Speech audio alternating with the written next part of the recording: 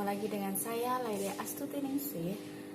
Saya akan menyampaikan beberapa poin hasil dari review artikel yang berjudul Manajemen Lembaga Pendidikan Islam dalam Menghadapi Revolusi Industri 4.0 yang ditulis oleh Muhammad Haris. Saya akan menyampaikan 6 poin yang penting dalam artikel tersebut. Yang pertama adalah tujuan penelitian, yang kedua adalah metode penelitian, dan yang ketiga adalah latar belakang dari artikel tersebut, yang keempat adalah isi dari artikel tersebut, dan yang kelima atau yang terakhir adalah penutup atau kesimpulan.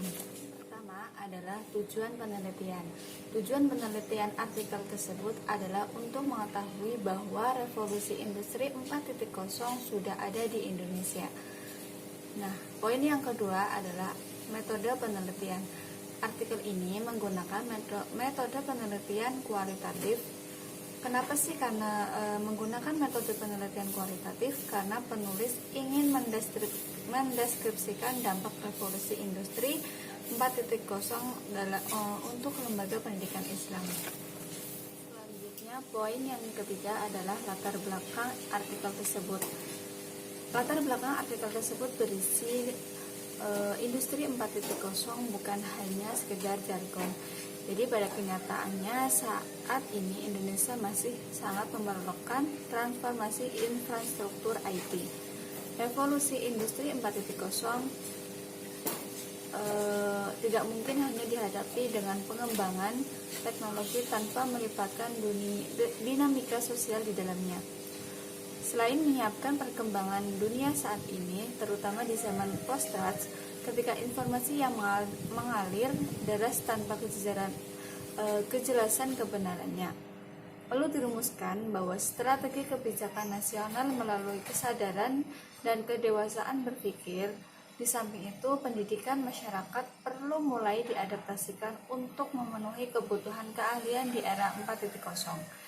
Tenaga pendidikan atau tenaga kependidikan pengelola lembaga pendidikan Islam juga memerlukan manajemen baru dan memiliki andil dalam mengisi industri 4.0, terutama dari sisi nilai-nilai yang dibangun, sebab tidak berarti industri 4.0 tanpa eksis nilai negatif. Poin yang keempat adalah isi dari artikel tersebut, yaitu menjelaskan bahwa industri 4.0 adalah lanjutan dari industri 3.0 yang menambahkan instrumen konektivitas untuk memperoleh dan mengolah data, otomatis perangkat jaringan internet tersebut untuk segera IoT. Tujuannya adalah untuk menerima dan mengirim data sesuai perintah yang ditentukan, baik secara manual maupun otomatis berdasarkan kecerdasan buatannya. Perangkat IoT pada industri 4.0 dikenal dengan IoT atau Industri Internet of Things, yang sebelumnya sangat berguna untuk memonitoring secara internal. Adapun manfaat dari industri dalam mengendalikan internet, yaitu yang pertama adalah optimasi, yang kedua adalah penyesuaian, dan yang ketiga adalah mendorong penelitian dan pendidikan. Selain terdapat manfaat, juga ada beberapa tantangan dalam industri 4.0, yaitu yang pertama adalah keamanan, yang kedua adalah penyediaan konten negatif. Poin yang terakhir adalah kesimpulan, yang berisi bahwa industri 4.0 bukan hanya sekedar jargon. Pada kenyataannya hingga saat ini Indonesia masih memerlukan transformasi infrastruktur IT, penegakan kedaulatan data, dan akhirnya undang-undang perlindungan data pribadi.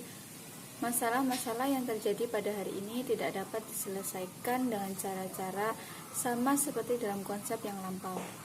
Revolusi industri 4.0 tidak mungkin hanya dihadapi dengan pengembangan teknologi tanpa melibatkan dinamika sosial di dalamnya. Selain menyiapkan daya saing yang unggul, perlu dibangun kesadaran dan kedewasaan masyarakat dalam menyikapi perkembangan dunia saat ini, terutama di mudir zaman post-truth, ketika informasi yang mengalir deras tanpa kejelasan kebenarannya. Perlu dirumuskan strategi kebijakan nasional melalui kesadaran dan kedewasaan berpikir. Di samping itu, pendidikan masyarakat perlu mulai diadaptasikan untuk memenuhi kebutuhan keahlian di era industri 4.0. Lembaga pendidikan Islam juga memiliki andil dalam mengisi industri 4.0, terutama dari sisi nilai-nilai yang dibangun, sebab tidak berarti industri 4.0 tanpa eksis negatif. Nah, dari situlah agama dapat berperan aktif di industri 4.0.